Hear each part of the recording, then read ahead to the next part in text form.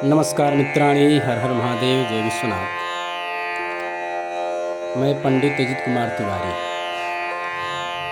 आज आपको एक रोचक कथा लेकर उपस्थित हुआ हूँ। बहुत ही रोचक कथा है, आइए सुने।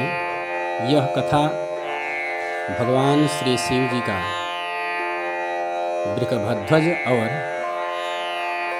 पशुपति नाम कैसे पड़ा, भगवान श्री शिव वृषभध्वज कैसे बने और उनका नाम पशुपति कैसे बना। आइए इस रोचक कथा को सुनते हैं। यदि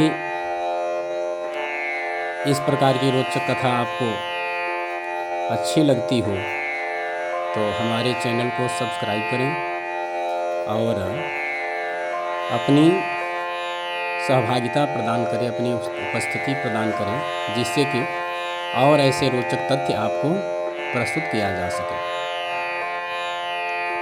आइए सुनते हैं कथा। श्री गोमात्रे नमः, श्री वृषभध्वजाय नमः, श्री पशुपतये नमः। एक समय सुरभि गौ माता का बछड़ा माँ का दूध पी रहा था। उनके मुख से दूध का झाग उड़कर समीप ही बैठे हुए श्री शंकर जी के मस्तक पर जा गिरा। इससे शिव जी को क्रोध आ गया। तब प्रजापति ने उनसे कहा, प्रभु, आपके मस्तक पर यह अमृत का छींटा पड़ा है।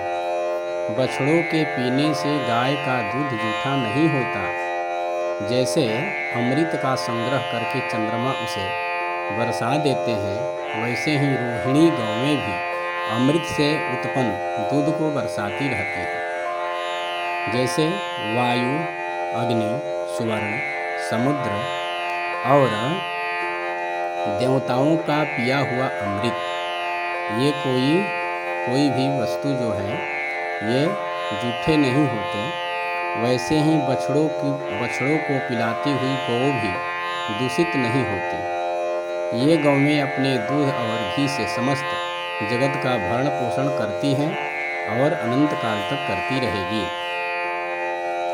सभी लोग इन गौवों को अमृतमय पवित्र दूध रूपी ऐश्वर्य की इच्छा करते हैं और गौवों को प्रणाम करते हैं।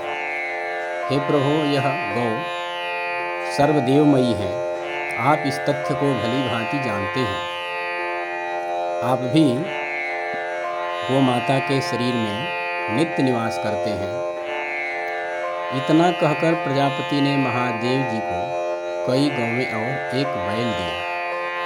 तब शिव जी भी प्रसन्न होकर वृषभ को अपना वाहन बनाया और अपनी ध्वजा को उसी वृषभ के चिन्ह से सुशोभित कर दिया। इसी से उनका नाम वृषभध्वज पड़ा। फिर देवताओं ने महादेव जी को पशुओं का स्वामी बना दिया। इसलिए भगवान शिव का नाम पशुपति भी पड़ा और गौओं के बीच में उनका नाम वृषभांक रखा गया। इस तरह से भगवान शिव को वृषभांक भी कहा जाता है। गौवें संसार में सर्वश्रेष्ठ हैं। गौओं से श्रेष्ठ इस संसार में कुछ भी नहीं है, क्योंकि वे सारे जगत को जीवन देने वाले हैं। यहाँ तक कि देवताओं को भी जीवन प्रदान करती है। गौ माता से उत्पन्न हवि द्रव्य जो है देवताओं को तृप्त करता है। यदि गौवें न रहें, यज्ञ यागादि कार्य का निष्पादन संभव नहीं है। गौ के न रहने से यज्ञादि कार्य संपादन नहीं हो सकते। इसलिए वे सारे जगत को जीवन देने वाली हैं और साक्षात यज्ञ स्वरूपा है, यज्ञमयी है। भगवान शंकर सदा उनके साथ रहते हैं। वे चंद्रमा से निकले हुए अमृत से उत्पन्न शांत, पवित्र तथा समस्त कामनाओं को पूर्ण करने वाली और समस्त प्राणियों के प्राणों की रक्षा करने वाली है। यह कथा महाभारत अनुशासन पर्व का है, जो हमने गीता प्रेस की कल्याण भाग 2 अंक से प्राप्त किया है। यह कथा ज्यों का त्यों आपको सुनाया, इसमें थोड़ा भी परिवर्तन नहीं है। हमारे सनातन धर्म जो है, शास्त्र समृद्ध देश है यह भारत, और शास्त्रों की कभी भी अल्पता नहीं है।